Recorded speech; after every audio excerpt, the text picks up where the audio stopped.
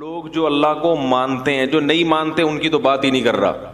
ہندو بھی اللہ کو مانتے ہیں، سکھ بھی اللہ کو مانتے ہیں، عیسائی بھی اللہ کو مانتے ہیں، یہودی بھی اللہ کو مانتے ہیں، بدھسٹ بھی اللہ کو مانتے ہیں، یہ پارسی بھی اللہ کو مانتے ہیں. یہ زیادہ تر تو مذہب اللہ کو مانتے ہیں نا. تو ان کے ہاں اللہ کو ماننے، اور لبرل جو مسلمانوں میں ہے وہ بھی اللہ کو بہرحال مانتے ہیں. مولویوں کو نہیں مانتے مگر اللہ کو مانتے ہیں. کہتے ہیں یہ مولوی درمیان سے نکالو، ڈائریکٹ اللہ کو مانتے ہیں، بس گاڈ ہے ٹھیک ہے. تو یہ اللہ کو اتنا مانتے ہیں کہ بس وہ ہماری ضرورتیں پوری کرنے کے لیے، اس کا کام ہے بارشیں برسانا، زمین سے تناور درخت پیدا کرنا، سوکھا چارہ کھلا کے گائے بھینسوں کے تھنوں سے دودھ نکالنا ہے. بھائی ہم جب پیدا ہوئے تو ہمیں ماں کی نعمت دی، ماں کی چھاتیوں میں دودھ پیدا کیا، باپ کی محبت دی. جب بالغ ہوئے، جوان ہوئے تو اس نے ہمارے لیے جوڑے پیدا کیے جن سے ہم نے نکاح کیا، ہمیں اولادیں دیں، ہمیں بزنس دیا، کاروبار دیا. اللہ بہت بڑا ہے. آگے بھائی وہ اللہ کی کیا ڈیفینیشن، بس اتنا ہی ہے بھائی. اس سے آگے ہم اللہ کو معاذ اللہ فری کرانے کے لیے ان کی اپنی زبان میں بات کر رہا ہوں، اس سے زیادہ اللہ کو پروٹوکول دینے کے لیے تیار نہیں ہے. ہندو بھی مانتا ہے اللہ، عیسائی بھی مانتا ہے اللہ، اور جو تھوڑی بہت اللہ کی عبادت بھی کرتے ہیں نا وہ بھی اپنے مطلب کے لیے.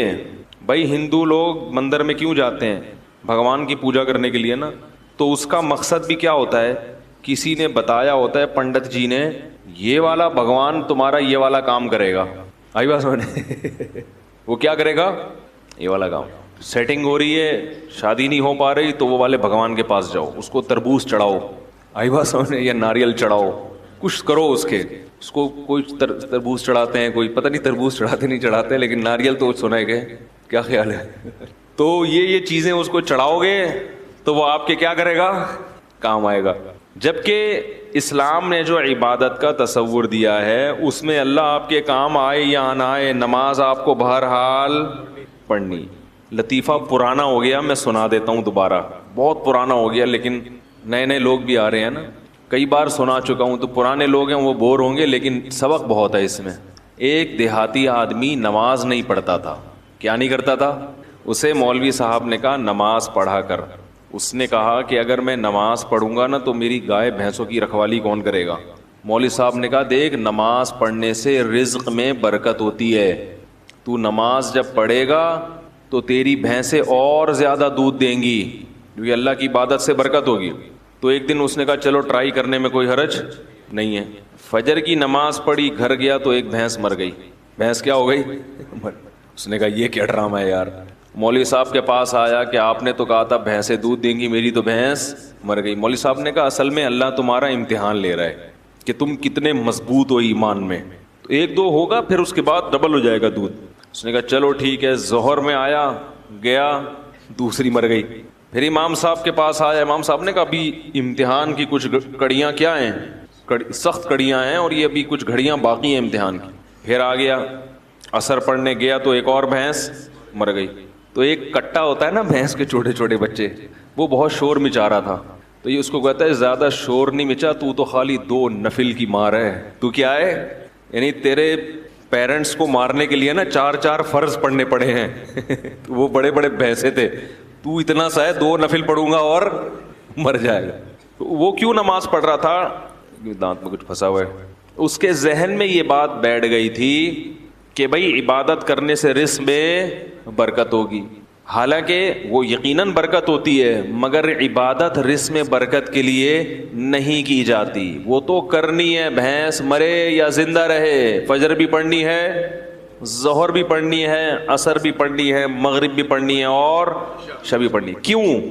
اس لیے نہیں کہ رزق میں برکت ہو. ہم نماز اس لیے تھوڑی پڑھتے ہیں، اس لیے کہ جو کھلا رہا ہے پالیسی بھی اسی کی چلے گی. وہ جب کھلا رہا ہے اور نعمتیں دے رہا ہے تو جب عبادت کے لیے بلائے گا ہمیں اور آپ کو جانا پڑے گا، چاہے ہمارا فائدہ ہو یا ہمارا نقصان ہو. میں نے جمعے کے بیان میں ایک واقعہ سنایا تھا نا کہ سابق حکومت کا، کہ پنجاب میں کو ایجوکیشن سسٹم شروع کر دیا. جب کو ایجوکیشن سسٹم شروع کیا ہے تو علماء گئے وزیر اعلیٰ کے پاس کہ بھئی یہ کیا ڈرامہ شروع کر دیا تم نے. حکومت نے کہا تھا ہمارے پاس فنڈ نہیں ہے الگ الگ اسکولوں کا. تو پھر وہ حکومت نے بتایا علماء کو کہ فنڈ کا مسئلہ نہیں ہے، باہر سے مدد آتی ہے. ان کی یہ ریکوائرمنٹ ہے, ان کا یہ کہنا ہے کہ الگ الگ اسکول نہیں بناؤ, لڑکے لڑکیوں کو ساتھ بٹھاؤ. تو علماء بڑے حیران ہوئے, یار یہ کیا کر رہے ہو؟ تو پھر وہ حکومت نے کہا کہ جن کا کھاتے ہیں پالیسی بھی اسی کی چلے گی. بھائی پیسے وہ اسی شرط پہ دے رہے ہیں.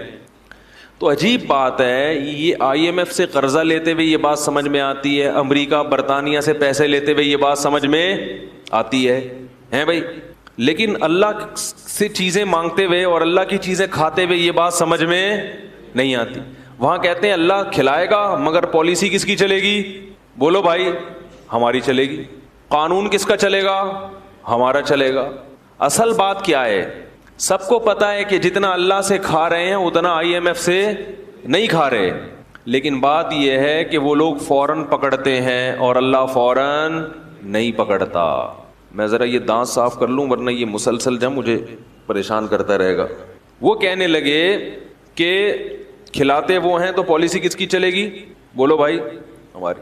تو اللہ تعالیٰ کے کہ ہم کھاتے ہیں مگر اس کے احکام پر عمل نہیں کرتے, اس کی پالیسیوں کو فالو نہیں کرتے. اس کی وجہ یہ ہے کہ دنیا میں جب کسی سے آپ قرضہ لیتے ہیں تو وہ قرضہ روک لیتا ہے اگر اس کی پالیسیوں پہ آپ نہیں چلو گے. جبکہ اللہ کی عادت یہ ہے کہ قرآن میں اللہ نے فرمایا کلن نمد ہؤلاء وہؤلاء, ہم پالیسیوں کو فالو جو کر رہا ہے اس کو بھی کھلائیں گے اور جو نہیں فالو کر رہا اس کو بھی کھلائیں گے. وما کان عطاء ربک محظورا, تیرے رب کی عطا سے کوئی بھی دنیا میں محروم نہیں رہے گا, کیونکہ اگر اللہ نافرمان سے رزق کو روک لیتے تو دنیا میں پھر کوئی بھی نافرمان نہ ہوتا, پھر لوگ مجبور ہو کے اللہ کی عبادت کرتے, اور اللہ کو ایسی عبادت پسند نہیں ہے. بات آ رہی ہے سمجھ میں؟ اللہ کو ایسی عبادت نہیں پسند ہے. ایسی قربانی, یہ قربانی نہیں ہے نا, یہ قربانی ہے ہی نہیں. وہ تو آپ جب دیکھ لو سب کچھ. مشرکین یہ کہا کرتے تھے کہ ہمیں اللہ کا عذاب دکھائیں جس عذاب کا وعدہ کرتے ہیں. تو اللہ نے کیا فرمایا, اگر عذاب دیکھ لیں گے پھر ایمان لائیں گے تو وہ ایمان مقبول, بولو بھائی, نہیں ہوگا. عذاب دیکھنے کے بعد ایمان لاؤ گے تو پھر تو وہ تو سب کو تو وہ تو کہتے ہیں نا بھائی تمہارے تو اچھے بھی مانیں گے, پھر کیا خیال ہے بھائی, پھر تو سب مانیں گے, پھر تو ہندو بھی ایمان لائے گا, عیسائی بھی ایمان لائے گا, کیونکہ اپنے مفاد تو سب کو محبوب ہوتے ہیں. یہاں آزمائش ہے کہ غیب کے پردوں میں ڈال دیا اور اپنی نعمتوں کی بارشیں برسا دیں. آئی ایم ایف اتنا قرضہ نہیں دیتا جتنا ہمیں اللہ کھلاتا ہے فری میں. یہ پانی جو ٹنوں منوں آسمانوں سے برستا ہے, اتنا پانی اگر اللہ اس کا بل مانگنا شروع کر دے تو آئی ایم ایف کے بس میں بھی نہیں ہے کہ یہ اللہ کو اس کا بل پے کرے. ایک بادل جو چھوٹا سا ٹکڑا ہوتا ہے نا, بادل کا ٹنوں منوں وزن ہوتا ہے اس کے اندر ہزاروں پانی کے ٹینکر ہوتے ہیں جو ایک بادل کا چھوٹا سا ٹکڑا لے کے سفر کر رہا ہوتا ہے. یہ جو ہمیں آسمان پہ کالے بادل نظر آتے ہیں نا, چھوٹے چھوٹے ٹکڑے, یہ ہمیں چھوٹے لگتے ہیں, حقیقت میں یہ چھوٹے نہیں ہیں. ماہرین کہتے ہیں کہ بادل کا ایک ٹکڑا اگر ایک جگہ کھڑے ہو کر برسنا شروع کر دے پورے شہر کو تباہ کرنے کے لیے کافی ہے. یہ جو چھوٹے بادل کے ٹکڑے ہوتے ہیں کراچی کے اوپر سے گزرنے بارشوں میں, تو اگر یہ کھڑے ہو کے کراچی پہ برسنا شروع کر دیں کہ بھائی چلو اب یہیں پورے خالی ہو جاؤ, پورے خالی کہاں ہو جاؤ, ادھر ہی, تو ہم پورے بھر جائیں گے, پھر ہم تیر رہے ہوں گے, پھر تباہ ہو جائے گا سب کچھ. چھڑکاؤ ہے ہلکا ہلکا, یہ کیا ہے؟ ہلکا ہلکا. معصرات کہا ہے اللہ نے, نچڑنے والے بادل تھوڑا تھوڑا نچڑتے ہوئے جا رہے ہوتے ہیں, ہلکا ہلکا چھڑکاؤ کرتے ہیں اور ہوا ان کو دھکیل دیتی ہے کہ بس بہت ہو گیا, آگے نکلو آگے, ایک ہی جگہ پہ نہیں برس جانا, کیونکہ اتنا پانی ہے کہ یہ کراچی والے افورڈ نہیں کر پائیں گے, تباہ ہو جائیں گے یہ سب. وہ تھوڑا سا چھڑکاؤ میں ہی آپ دیکھو حال کیا ہوتا ہے. کیا خیال ہے؟ اسی میں لوگ تیرنا, کھارا در غائب ہو جاتا ہے, کھارا در اخبار میں آتا ہے پھر, ہے بھائی ایسا ہی ہوتا ہے نا کراچی میں جب زیادہ بارشیں ہو جائیں, گلستان جوہر مارکیٹ سے شارٹ, ایسا ہی ہوتا ہے. جو بھی نشیبی علاقے ہیں وہ بالکل ڈوب جاتے ہیں, اتنا پانی اتنے بڑے شہر میں برستا ہے. فَسَلَكَهُ يَنَابِيعَ فِي الْأَرْضِ, یہ رب کی سخاوت ہے جو جوش مارتی ہے. اور پھر اللہ فرماتے ہیں اس پانی کو ہم زمین پہ برسا کے زمین کو طاقت دیتے ہیں, وہاں سے چارہ پیدا ہوتا ہے, پھر زمین کی دراڑوں میں جہاں بھی زمین کو جگہ نظر پانی کو جگہ نظر آتی ہے نا, سوراخ کہیں بھی پانی اس میں داخل ہوتا ہے. پھر مٹی میں اللہ نے فلٹر لگائے ہوئے ہیں, وہ فلٹر پانی کو ایسا صاف کرتے ہیں جراثیم سے کہ ہزاروں سال بعد بھی مٹی سے پانی نکالو تو وہ آپ کو بالکل تازہ ملے گا پانی, اس میں ذرہ برابر بھی خرابی پیدا نہیں ہوگی. اور پھر اس پانی کو جب زمین میں داخل کرتے ہیں تو کرتے کرتے ایک جگہ جا کے اس کو بریک لگا دیتے ہیں کہ بھائی اس سے زیادہ نیچے مت جانا, کیونکہ انسان کے لیے اس کو زمین میں اسٹور کیا ہے, لہذا اتنا نیچے مت جانا کہ انسان کی دسترس سے باہر ہو جائے. تو ابھی ہم کنویں کھود کھود کے پانی بولو بھائی نکالو, جتنا نکالو اتنا اور آ جاتا ہے اور آ جاتا ہے اور آ جاتا ہے. یہ کیا ہے سب؟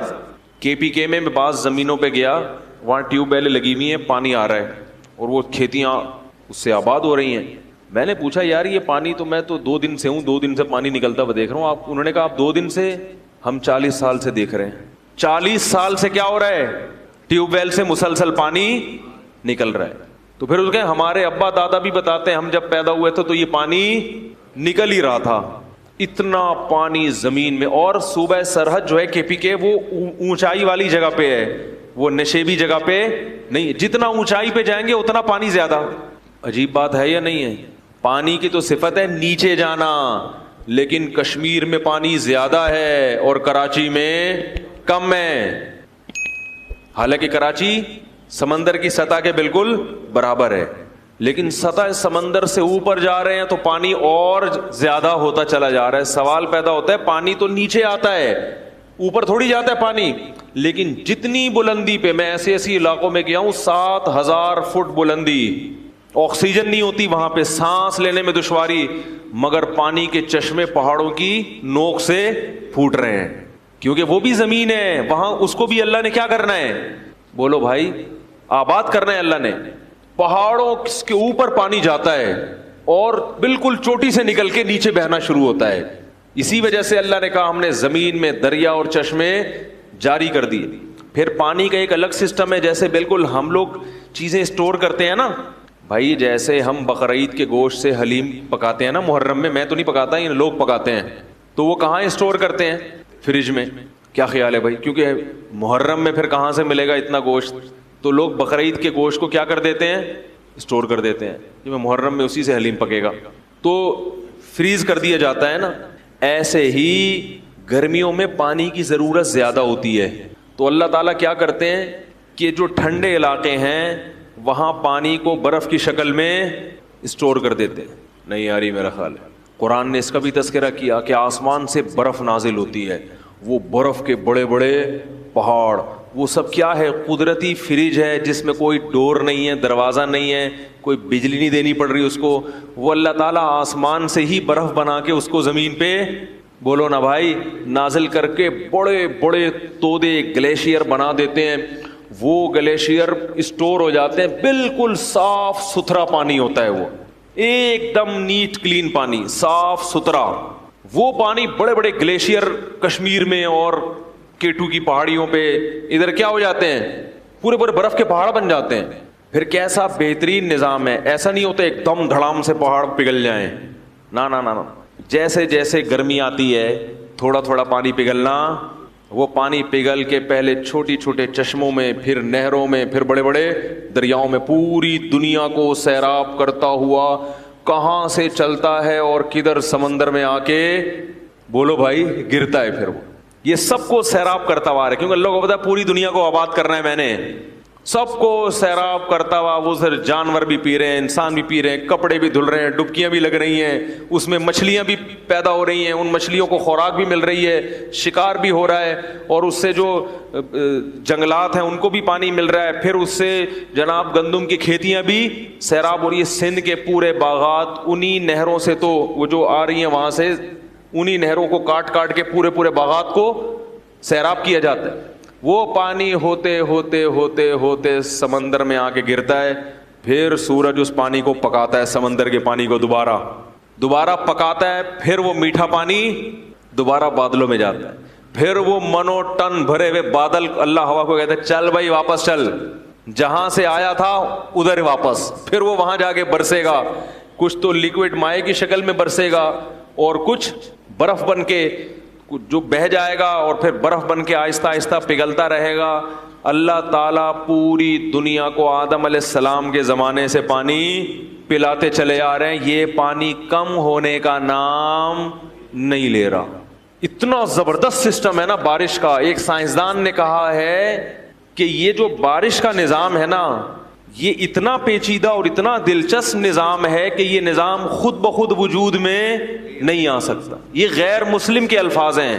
اور ہمارے یہاں کیا کہتے ہیں, پانی ختم ہو رہا ہے, نسل کو بولو بھائی روکو. پانی ختم نہیں ہو رہا, یہ الو بنانے کی باتیں ہیں. کیونکہ پانی ختم جب ہوگا جب وہ فنا ہو رہا ہو. پانی ایک حالت سے دوسری حالت میں تبدیل ہو کے بالآخر کہاں جاتا ہے, سمندر میں, پھر دریا. وہ سارا سائیکل ہو رہا ہے, یہ پورا چکر ہے, یہ ضائع ہوتا ہی نہیں ہے. اور کتنے لاکھوں گیلن کروڑوں گیلن پانی سمندروں میں ضائع ہو رہا ہے. تو ہماری حکومتیں اپنی سستی کہ بھئی پانی کو اسٹور کرنے کا کوئی انتظام نہیں ہے, ڈیم بنانے کی بات کرو تو سیاسی جھگڑے, کیا خیال ہے؟ تو پانی کو اسٹور کرنے کا خود کا کوئی انتظام ہے نہیں, اور ڈال دیتے ہیں کس پہ کہ نسل روکو. آئی بات سمجھ؟ یہ ایسے ہی جیسے گھر میں کوئی سست باپ ہو نا, سست باپ, ٹھیک ہے نا, بیگم نے اپنے سسرالیوں کو بلا لیا, اپنے میکے والوں کو دعوت کے لیے. اب اتنا بڑا کولر رکھا ہوا ہے لا کے, کہا جا رہا ہے بھائی گھر میں 20 افراد آ رہے ہیں تو آپ ایسا کریں اس کو بھرنے کا انتظام کر لیں. تو آپ سستی میں وہ تو کولر بھرنے کے لیے تیار نہیں ہے, آپ کہہ رہے ہیں 20 افراد کے بجائے 5 کو بلاؤ. کس کو بلاؤ؟ 5 کو. تو یہ اس لیے نہیں کہ پانی کی کمی ہے, یہ اس لیے کہ آپ کیا ہیں, سست. تو حکومت جب کہتی ہے نا کہ نسل روکو, پانی کے ذخائر کم ہو رہے ہیں, تو یہ حکومت اپنی سستی کس پہ نکال رہی ہے؟ ہم اور آپ پہ نکال رہی ہے. نہیں یاری میرا غلط بات سمجھ. تو اللہ کی طرف سے رزق برس رہا ہے, برس رہا ہے, ہم پانی بھی پی رہے ہیں. اگر ایک پانی اللہ روک لینا, خدا کی قسم IMF قرضے دینا چھوڑ دے, اتنا نقصان نہیں ہے, کھاتے پیتے پھر بھی رہو گے. لیکن ایک پانی آسمان سے برسنا ختم ہو جائے تو دیوالیہ نکل جائے انسانوں کا. لوگ ان ڈالر اور سونے اور چاندی کے سکوں کو بھول جائیں گے. اکثر میں ایک واقعہ بیان میں سناتا ہوں. ایک بادشاہ نے ایک بزرگ سے کہا کہ میں آپ کو اپنی آدھی سلطنت گفٹ میں دینا چاہتا ہوں. کس میں دینا چاہتا ہوں؟ آپ کو آدھی سلطنت مل جائے تو آدمی تو خوشی سے بے ہوش ہو جائے نا. ان بزرگ نے کہا کہ میری نظر میں تیری اس سلطنت کی قیمت مچھر کے پر کے برابر بھی نہیں ہے. بھائی کیوں بھائی؟ انہوں نے کہا میرے پاس جو نعمتیں ہیں نا, جو گاڈ گفٹڈ نعمتیں, جو اللہ نے مجھے بغیر کسی محنت کے دی ہیں, ان نعمتوں کی قیمت تیری اس سلطنت سے زیادہ ہے. بادشاہ بڑا حیران ہوا, یار یہ دیکھنے میں تو فقیر سا لگتا ہے, کپڑے بھی دیکھو پھٹے پرانے, اور اس کے پاس اتنی دولت اور اتنا کچھ, اس کے پاس سرمایہ پتہ نہیں کہاں چھپا کے رکھا ہوا ہے اس نے, جو میری پراپرٹی سے بھی زیادہ ہے. تو بادشاہ نے بلا لیا. بادشاہ لوگ تو بڑے لالچی ہوتے ہیں نا, بھائی کہاں رکھا ہوا ہے بھائی. تو بادشاہ نے بلا لیا. تو بادشاہ نے کہا کہ آپ شکل سے تو اتنے مالدار نہیں لگتے, لیکن آپ نے جو یہ کہا کہ آپ کے پاس اتنی قیمت کی چیزیں ہیں تو یہ کہاں ہیں؟ بزرگ کو پتا تھا ایسے سمجھاؤں گا اس کی سمجھ میں نہیں آئے گا, مثال سے بات سمجھ میں آتی ہے نا. کیا خیال ہے بھائی؟ لوگ مجھے کہتے ہیں بیان میں قرآن حدیث کم ہوتا ہے, مثالیں ادھر ادھر کی زیادہ ہوتی ہیں. قرآن حدیث ہوتا ہے, اسی کو سمجھانے کے لیے مثالیں دی جاتی ہیں. خود قرآن اور حدیث میں اللہ کے نبی نے بہت سی مثالیں دی ہیں, عام انسانوں کی مثالیں دی ہیں, مچھر کی مثالیں دی ہیں. مثال جس کو ایگزامپل کہتے ہیں, وہ بات کو سمجھانے کے لیے, تو اپنی بات سمجھانے کے لیے نہیں, قرآن اور سنت ہی سمجھانے کے لیے. ورنہ قرآن تو پڑھ لیں آپ, سبھی پڑھتے ہیں, اس کو ڈیفائن کرنا یہ مشکل کام ہوتا ہے کہ یہ کس طرح سے لوگوں کے دماغ میں یہ بات اتر جائے. خود نبی نے بھی بہت سی مثالیں دی ہیں, اپنی بات کو سمجھانے کے لیے نبی کیا دے رہے ہیں؟ مثالیں. حالانکہ آپ بات کہہ کے خاموشی اختیار کر لیتے, لیکن آپ کو معلوم تھا کہ میں اپنی بات سمجھانے کے لیے بھی کیا دوں گا؟ مثال دوں گا, تو بات سمجھ میں آئے گی. تو اسی وجہ سے شاعر لوگ کہتے ہیں نا, مثال جو سلجھی ہوئی چیز ہے اس کو کیا کہتے ہیں؟ شاعر نے کہا نا, خوابوں کی طرح تھا نہ خیالوں کی طرح تھا, وہ شخص ریاضی کے سوالوں کی طرح تھا, الجھا ہوا ایسا کہ کبھی کھل نہیں پایا, سلجھا ہوا ایسا کہ مثالوں کی طرح تھا. یہ شاعروں کے باولے ہونے کی ایک مثال ہے. یہ جو میں نے شعر پڑھا ہے نا, یہ بیٹھ کے قلابیں ملاتے رہتے ہیں. شاعر, سارے شاعر باولے نہیں ہوتے, ذہن میں رکھیں. ایک شاعر اپنی محبوبہ کے بارے میں کہہ رہے کہ پتہ نہیں کیا ڈرامہ ہے, سمجھ میں نہیں آ رہا, سمجھ میں آ ہی نہیں رہی ہے. تو کہہ رہے خوابوں کی طرح تھا نہ خیالوں کی طرح تھا. وہ شخص ریاضی کے, جیسے ریاضی کے پیچیدہ سوال ہوتے ہیں نا, اس قسم کی چیز ہے بھائی. وہ بیلنس بھی ڈال دیا ہے بھائی, سارے خرچے بھی پورے کر دیے. تو الجھا ہوا ایسا کہ کبھی کھل نہیں پایا, ایسا الجھا ہوا کہ آپ کھول ہی نہیں سکتے اس کو. سلجھا ہوا ایسا کہ مثالوں کی طرح, لیکن سمجھ میں آ رہا ہے کہ بھائی یہی ہے میرے لیے. صحیح ہے. جب جان چھڑانے کی بات کرو تو ایسا سلجھا ہوا کہ بھائی اس میں کیا خرابی ہے. پھر آخر میں کہتے ہیں شطرنج کی الجھی ہوئی چالوں کی طرح تھا. سمجھ میں آ رہی ہے بات؟ نہیں آ رہی تو یہ زیادہ اچھا ہے. اس قسم کی باتیں سمجھ میں آئیں تو خطرناک ہے, نہ سمجھ میں آئے تو زیادہ اچھا ہے. خیر, تو مثال سے بات سمجھ میں آتی ہے. کیا کہہ رہا تھا میں؟ ابے وہ مثال دینے لگا تھا, وہ ذہن سے نکل. ابے والد کی پالیسی تو بہت پرانی ہو گئی. بادشاہ, ہاں, تو ان بزرگ نے بادشاہ کو مثال سے سمجھایا. وہ بادشاہ بزرگ سے کہہ رہا تھا نا کہ بھائی کی کون سی چیز ہے, تو ان بزرگ نے بادشاہ سے کہا کہ بادشاہ سلامت, ایک مثال ہے, اور مثال اکثر فرضی ہوتی ہیں. ان کو لوگ کہتے ہیں فرضی قصے سنا رہا ہے, تو فرضی بھی ہوتی ہیں کہ فرض کر لو تھوڑی دیر کے لیے تو کیا ہوگا. تو انہوں نے کہا کہ بزرگ نے کہ فرض کرو بادشاہ سلامت آپ کو پیاس لگ رہی ہے, ایک پیالہ پانی آپ کے پاس رکھا ہوا ہے, لیکن آپ کو ایک بیماری لگ گئی کہ وہ پانی جب آپ پیتے ہیں تو الٹی ہو کے نکل آتا ہے. وہ پانی الٹی ہو کے, اب پوری ایڑی چوٹی کا زور لگا لیا مگر وہ پانی حلق میں گھسنے کے لیے تیار نہیں, ایسی بیماری لگ گئی. تو بادشاہ سلامت آپ کیا کرو گے؟ بادشاہ نے کہا علاج کروں گا بھائی, الٹیاں رکیں. وہ کون سی گولی آج کل آ رہی ہے الٹیوں کی مشہور, وہ گرینیٹ, کچھ اس طرح, گریوینیٹ کھاؤں گا. اس زمانے میں جو بھی گریوینیٹ ٹائپ کی چیز ہوتی تھی, بھائی الٹی روکنے کے لیے گریوینیٹ کھاؤں گا, یہ کھاؤں گا, وہ کھاؤں. اس نے کہا سب کچھ کر کے دیکھ لیا مگر فائدہ نہیں ہو رہا. بزرگ نے کہا پھر ایک حکیم آتا ہے آپ کے پاس, تو وہ حکیم کہتا ہے کہ میں آپ کا علاج گارنٹی کے ساتھ کروں گا, لیکن شرط یہ کہ مجھے اپنی آدھی سلطنت دے دو, اس کے بغیر میں آپ کا علاج نہیں کروں گا, چاہے میری گردن اڑا دو. اور علاج شرطی ہے, اگر علاج نہیں ہوا تو میری گردن اڑا دینا. بادشاہوں کا کام تو پہلے یہی ہوتا تھا, یہ ہو گیا تو گردن اڑا دو, نہیں تو سمجھ رہے ہیں. تو بادشاہ نے کہا بھائی اگر اس قسم کا حکیم آئے گا اور مجھ سے آدھی سلطنت مانگے گا, تو بزرگ نے کہا اپنی آدھی سلطنت دے دو گے؟ بادشاہ نے کہا دینی پڑے گی بھائی, کیونکہ اس سلطنت کا میں کیا کروں گا کہ پانی حلق میں, بولو نا یار, اتر ہی نہیں رہا, کیا کرنا ہے اسی سلطنت, مر جائیں گے ویسی پیاس سے, اور تڑپ تڑپ کے مریں گے. اس نے کہا چلو جی, آپ نے آدھی سلطنت اس کو دی, اور اس نے کوئی ایسی دوا کھلائی, اب وہ پیالہ آپ کے حلق میں اتر گیا. اب اگلا پروسیس کیا ہے؟ پیشاب بن کے نکل جائے. اب وہ وہاں رک گیا, پیشاب بند ہو گیا, اب وہ پانی پیشاب بن کے نکلتا نہیں. اب کیا کرو گے؟ بادشاہ نے کہا بھائی علاج کریں گے. کیا خیال ہے؟ پتھری وتھری ہے, کیا چکر ہے بھائی؟ تو کہا علاج کر کر کے تھک گئے مگر وہ پیشاب نہیں نکل رہا, تو کیا کرو گے؟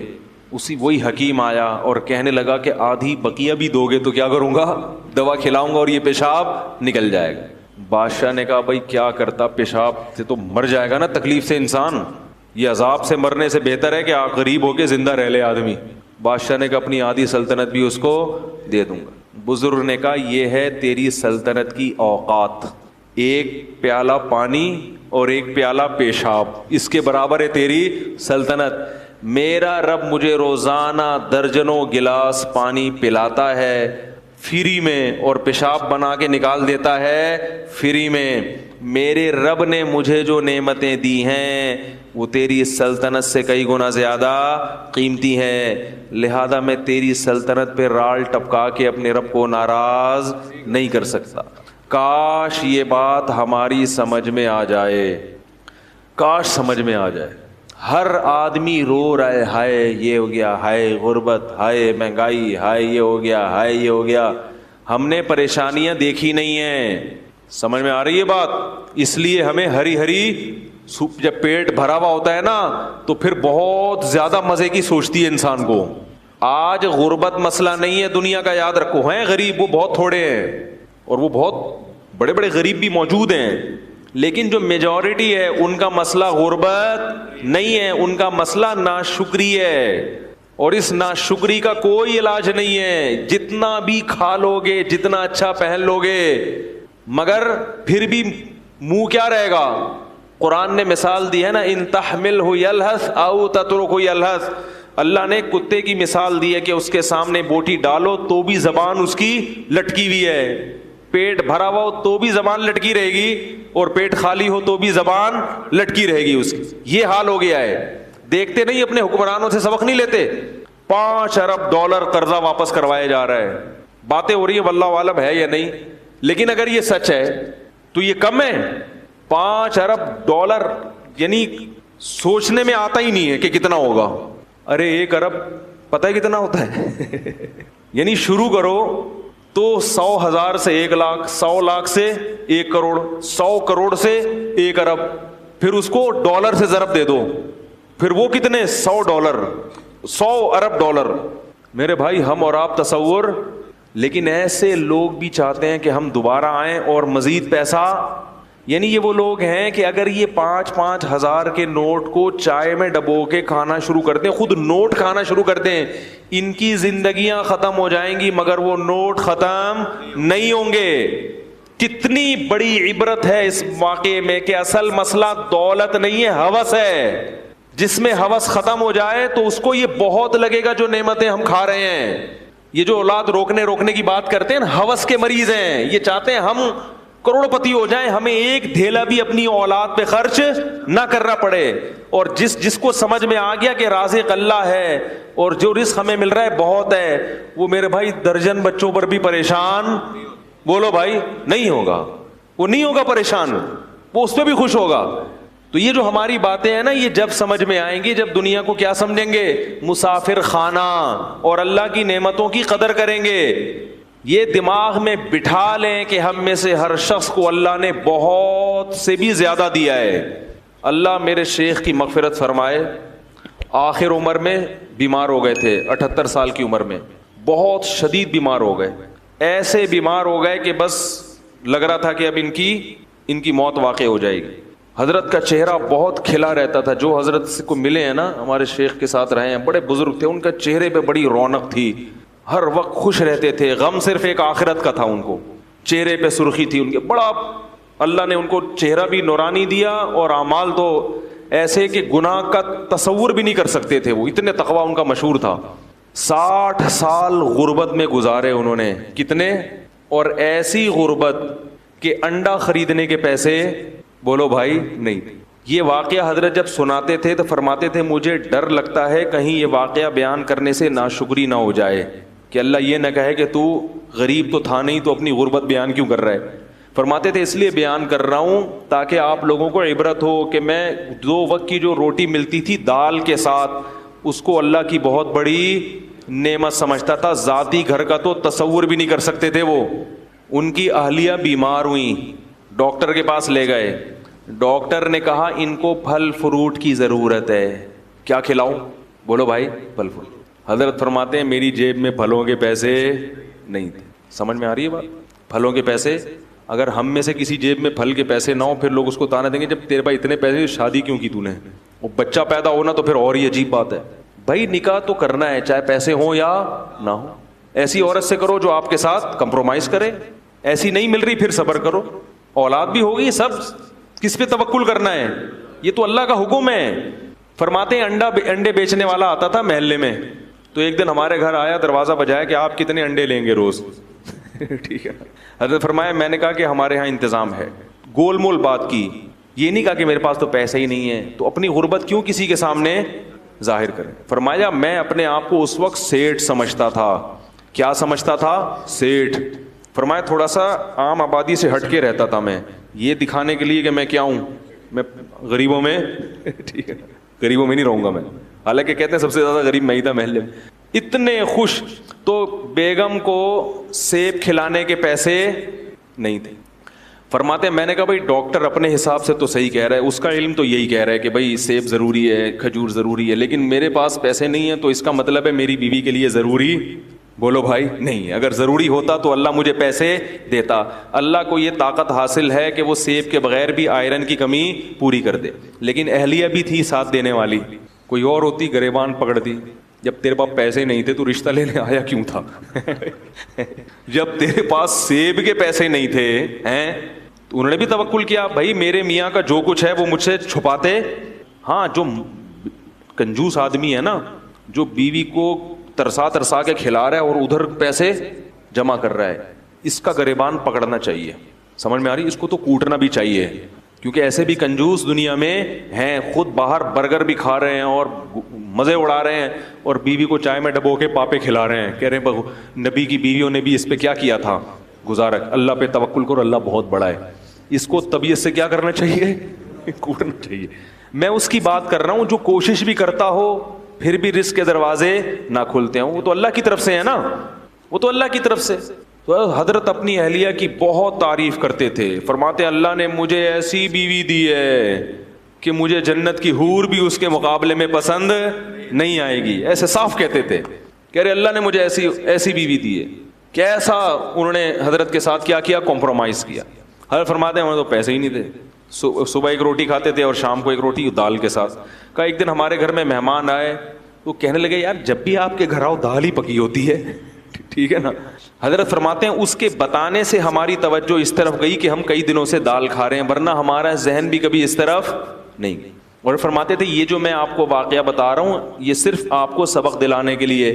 فرماتے ہیں اس حالت میں یہ نہیں سمجھتا تھا میں غریب ہوں, اور اب بھی یہ نہیں سمجھتا تھا کہ میں غریب تھا, کیونکہ اللہ نے مجھے 2 وقت کی روٹی دی عزت کے ساتھ, رات کو سر چھپانے کے لیے جگہ دی, اور ایک ایسی بیوی دے دی جو میرے ساتھ اس معاملے میں خوش ہے. تو فرمایا کہ بس اللہ نے پوری دنیا کی دولت سمیٹ کے مجھے دے دی. میں یہ سمجھتا تھا, خوش تھے. تو کہتے ہیں کہ ڈاکٹر نے کہا سیب کھلائیں, ہمارے پاس سیب کے پیسے نہیں تھے. تو فرماتے ہیں کہ ہم نے کہا بھائی ڈاکٹر اپنی لحاظ سے صحیح کہہ رہا ہے, اگر اللہ ہمیں دیتا تو آئرن کی کمی پوری کر دیتے, نہیں دیا تو اللہ ویسے ہی پوری کر دے گا کمی. اولاد بھی ہوتی رہی, حضرت بھی نسل روکنے کے قائل بولو بھائی نہیں تھے, اور ہسپتالوں کے قائل بھی, ہسپتال میں پیسے ہی نہیں تھے حضرت کے پاس. سب حضرت کی اولادیں ماشاءاللہ جوان ہیں, اللہ نے کثرت سے اولاد بھی دی, سب بچے پل بھی گئے, باہر ملکوں میں چلے گئے, اعلیٰ تعلیم بھی حاصل ہو گئی. حضرت کا انتقال ہو گیا, مگر پیرانی صاحبہ جو ہماری ہیں حضرت کی اہلیہ وہ اب بھی الحمدللہ زندہ ہیں. 90 سال سے اوپر شاید ان کی عمر ہو گئی ہو. نہیں آ رہی میرے خیال بات.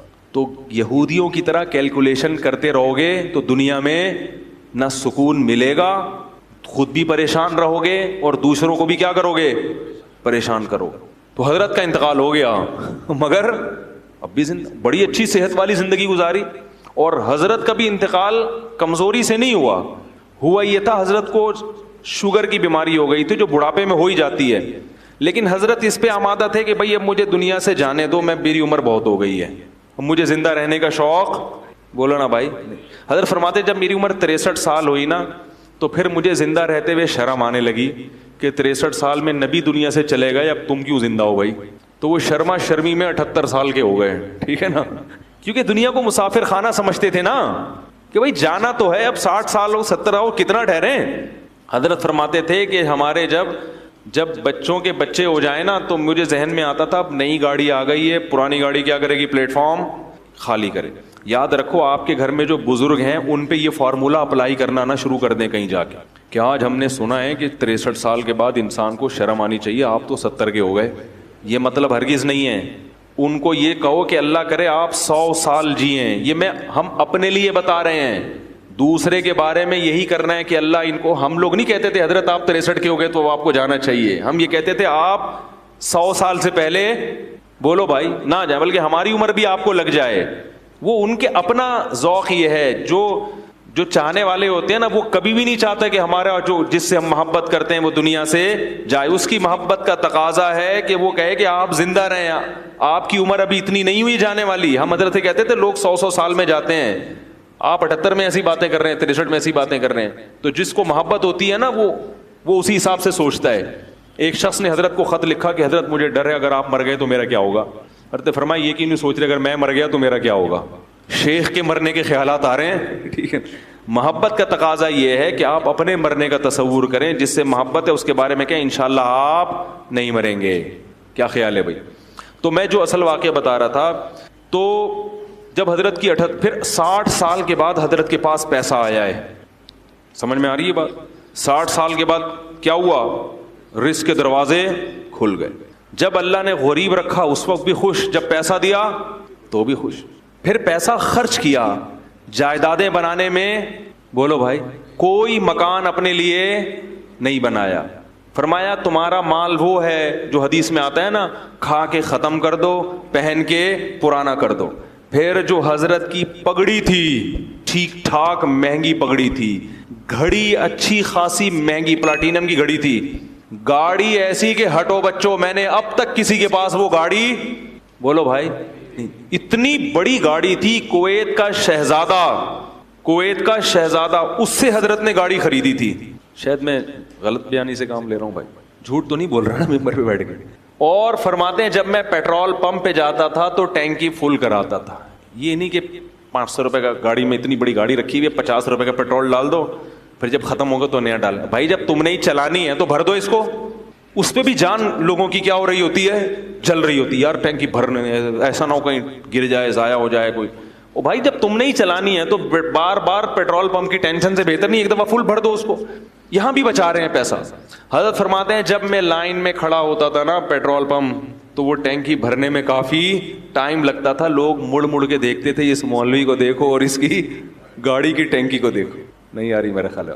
خوراک پھر ایسی رکھی, پھر صرف سیب نہیں, اب تو سیب کے پیسے نہیں تھے نا, جب نہیں تھے تو بھائی اللہ اسی میں, جب پیسے آ گئے تو پھر جو حضرت کا ناشتہ تھا وہ آج شاید وزیر اعظم کا بھی نہیں ہوگا. بالکل ایسی ڈائٹ تھی جو بالکل صحت کے لحاظ سے مناسب. اس میں بادام تھے ناشتے میں, بوائل ہاف بوائل انڈا تھا, سیب تھا. وہ سیب جب یہاں ختم ہوتے تو ٹورنٹو سے منگواتے تھے. یعنی اگر پاکستان میں سیب کا موسم نہیں ہے تو دنیا میں جہاں ہے وہاں سے کیا کرو, منگواؤ, سیب کھانا ہے. اس پہ پیسہ کیا ہو رہا ہے, میں تبھی تو بیان میں بار بار کہتا ہوں, گھر بنانے کے بجائے پہلے ان چیزوں کی فکر کرو, اس کے بعد گھر کا بھی بنا لو اگر پیسہ اللہ نے بہت دیا ہے. اسی وجہ سے حضرت کی فٹنس ایسی تھی, اتنی عمر میں بھی کہیں سے بڑھاپا نظر نہیں آتا تھا. ایسے خوبصورت جوان جب چلتے تھے نا, لوگ کہتے, کھڑے ہوتے تھے لوگ کہتے صنوبر کا درخت کھڑا ہوا ہے, ایسا قد تھا ان کا. چال ایسی خوبصورت تھی, آواز میں ماشاءاللہ جان تھی, صحت تھی. تو یہ جب حضرت کو بیماری ہوئی نا شوگر, پتہ نہیں چلا تھا. ان کی انتقال اس لیے ہوا کہ یہ شوگر ٹریس نہیں ہو پائی. سمجھ رہے ہیں, پتہ نہیں چلا کہ شوگر, اگر بیماری ٹریس ہو جاتی تو پھر 100 سال بھی جیتے وہ. لیکن بہرحال اللہ کی طرف سے موت ہے, کبھی اسی طرح موت آنی مقدر ہوتی ہے کہ بھئی بیماری ٹریس ہی نہیں ہو پاتی. لیکن ان کو شوگر تھی تو وہ میٹھا بھی اسی, جو ان کی خوراک کا میٹھا زیادہ کھاتے بھی نہیں تھے وہ, لیکن جتنا کھا رہے تھے وہ بھی کھا رہے تھے. شوگر کا کوئی علاج کی وہ نہیں تھی, علاج ہی نہیں ہوا اس کا. لیکن اس حالت میں جب انتہائی کمزور ہو گئے, بالکل چہرے جو ہے نا وہ رونق جو ایک بیمار آدمی کا ہوتا ہے کمزوری سے, وہ رونق ظاہری طور پہ ختم ہو جاتی ہے, بالکل بستر سے لگ گئے. تو بھی زبان سے کوئی شکایت نہیں. جب ہم جاتے نا اس کے لیے عیادت کے لیے, تو فرماتے کہ میں کس منہ سے شکایت کروں کہ میں بیمار ہوں, میں کمزور ہوں. اللہ نے ساری زندگی اتنا اچھا کھلایا پلایا, اب اگر اللہ نے تھوڑی سی آزمائش دیتی ہے تو اس آزمائش کو بیان کرتے ہوئے شرم آتی ہے. سمجھ میں نہیں آ رہی میرا خیال. اب اس آزمائش کو بیان کرتے ہوئے, بھائی پہلی دفعہ زندگی میں, حالانکہ اس سے پہلے بھی بیمار ہوئے ہوں گے, کہا اللہ نے ساری زندگی کھلایا, خوب کھلایا. وہ کیا کھلایا, دال روٹی, اس کو کیا کہہ رہے ہیں, خوب کھلایا. حضرت کے بچے جب جوان ہونے لگے تو حضرت کو فکر ہوئی ان کی شادیاں کرنی ہے, جبکہ گھر اتنا چھوٹا ہے کہ اس میں کمرے ہیں ہی نہیں. ہماری طرح نہیں کہ اب تو کرنا تو ہے ہی نہیں, کرنی تو ہے ہی نہیں, کماؤ پیسہ لاؤ پیسہ ہے بھائی. حضرت کو فکر ہوئی بیٹے جوان ہو رہے ہیں تو اب کیا کرنی ہے, شادیاں. لیکن اب یہ کہ گھر میں جگہ نہیں ہے, تو حضرت نے ہمیں کمرہ دکھاتے تھے. میں نے کہا ایک اوپر کمرہ ہے, ٹھیک ہے, وہ جو لحاف رکھتے ہیں نا, کیا خیال ہے, ایسی مزاح کر رہے تھے. کہا میں نے سوچا کوئی مسئلہ نہیں, ایک کو ادھر سیڑھیاں لگا کے بولو گے چل ادھر جا اپنی بیوی کے ساتھ. لیکن فکر پھر بھی کی انہوں نے کہ بھئی شادی کرنی ہے ان کی, وہ دیکھا جائے گا شادی کے بعد کیا جگاڑ کرنا ہے, کہاں گھر لے کے لیں. تو اللہ کا شکر ان کی شادیاں بھی ہو گئیں, ان کو بھی اللہ نے بہت پیسہ دیا. وہ سب مدرسے میں وہ عالم بنے. اس کے بعد اتنا اچھی علمی استعداد تھی کہ مدینہ یونیورسٹی سے ان کو بلاوا آ گیا ان کا, مدینہ یونیورسٹی چلے گئے. وہاں سے حکومت سعودیہ کی طرف سے دوسرے ملکوں میں دورے پہ بھیج دیے گئے. وہ بھی اچھا خاصا ماشاءاللہ ان کے پاس اللہ نے رزق کے دروازے ان کے لیے کھولے. تو میں یہ کہہ رہا ہوں, دیکھو ہم لوگ ہوس کے مریض ہیں, ہم کبھی بھی خوش, بولو بھائی, نہیں رہ سکتے. ہم غیر مسلموں کے طریقے کو فالو کر رہے ہیں کہ وہ کدھر جا رہے ہیں, وہ ہر وقت نوٹ بنانے میں لگے ہوئے ہیں. ہم میں سے جس کو بھی اللہ نے دیا ہے، جتنا دیا ہے، اللہ کی قسم وہ ہماری ضرورتوں سے کئی گنا زیادہ. ہمارے حضرت بار بار یہ کہتے تھے کہ اللہ نے مجھے میری ضرورت سے کئی گنا زیادہ دیا ہے، زیادہ دیا ہے. پھر جب بہت پیسہ آیا حضرت کے پاس تو اپنے لیے پھر بھی نہیں بنایا گھر، پھر بھی کہا میں کیا بر کروں گا گھر بنا کے، لیکن اپنی اہلیہ کے لیے ایک فلیٹ بولو بھائی خرید لیا کہ میرے مرنے کے بعد ان کے لیے کوئی انتظام ہو جائے. تو وہ بھی ہو گیا. وہ بھی جب بہت، ورنہ حضرت اس کے بھی قائل نہیں تھے، کیونکہ بچے، ماں ظاہر ہے بچوں کے پاس رہتی ہیں نا، ان کو تو الگ گھر کی ویسے بھی ضرورت نہیں ہوتی، لیکن چلو بنا لو جب اتنا اللہ نے دے دیا. باقی کیا کرتے تھے، اپنے جو صبح کا ناشتہ ہے بادام منڈا اور یہ سب، ایک دن ہم گئے تو تکا کھا رہے تھے، ٹھیک ہے نا، اچھی خوراک کھاتے تھے. تو جب شہد استعمال کرتے تھے، دودھ پیتے تھے، چائے کے قریب بھی نہیں پٹکتے تھے، کبھی بھی چائے نہیں. پان تو زہر تھا، حضرت کے سامنے کوئی پان کھا کے دکھا دے بس اس کی خیر نہیں ہے، کیونکہ انتہائی صفائی پسند تھے. ایسی صفائی اگر میں قسم اٹھا کے بولوں میں نے زندگی میں کسی میں نہیں دیکھی تو میں قسم میں جھوٹا نہیں ہوں گا. اتنی صفائی تھی، اتنی صفائی کہ انتہا ہے جس کی. ایک طالب علم اپنی ٹوپی کمرے میں بھول آیا ان کے، اس پہ تھوڑے تھوڑے پسینے کے ہلکے ہلکے کچھ نشان تھے. حضرت اس ٹوپی کو نا یوں کر کے لے کر آیا، ادھر رکھ کے کہا مجھے چکر آ رہے ہیں اس کی بدبو سے، حالانکہ اس میں کچھ بھی نہیں، لیکن ناممکن تھا، ایسی صفائی تھی. سلیقہ ایسا تھا کہ چپل آپ ٹیڑے میڑے نہیں رکھ سکتے تھے. ہم مدرسے میں جب چپل رکھ کے آتے تھے نا، بالکل فوجیوں کی طرح سیدھے چپل، ٹیڑے میڑے ہو گئے تو خیر نہیں ہے. پھر ان کی خانقاہ میں جب بیٹھنے کا ٹائم آتا تھا تو حضرت کی تو چپل ترتیب سے رکھے ہوتے تھے. ایسا نہیں ہے کہ جہاں اتارو کوئی چپل ادھر جا رہی ہے ادھر جا رہی ہے، اس کا تصور نہیں تھا. گاڑی جب اپنی پارک کرتے تھے ایسی تمیز سے پارک کرتے تھے، اس کے جو ٹائر ہیں پہیے بھی کیا ہوتے تھے، بالکل سیدھے، ٹیڑے میڑے نہیں ہوتے تھے. ہر چیز میں سلیقہ. کوئی بائک اگر گلی میں کھڑی کر دے ذرا سی ٹیڑھی میڑھی اس کو ڈانٹ پڑتی تھی. ایسا سلیقہ، ایسی تمیز، اتنی صفائی، انتہائی درجے کی صفائی تھی. تو میرے بھائی ہمارا سب سے بڑا مسئلہ کیا ہے؟ ہوس. ہمارا مسئلہ غربت نہیں ہے. ہم میں سے ہر شخص کو اللہ اس کی ضرورت سے کروڑہ گنا زائد ہے. اتنا جب حضرت کو آیا نا، پھر بھی حضرت کہتے ہیں مسافر خانہ ہے، نکلنا ہے یہاں سے، جانا ہے یہاں سے. کسی نے حضرت کو فون کر کے پوچھا کہ آپ سعودیہ عمرہ کرنے گئے تھے، ابھی آپ کہاں ہیں؟ تو حضرت فرمایا میں ناظم آباد کے مسافر خانے میں بیٹھا ہوا ہوں.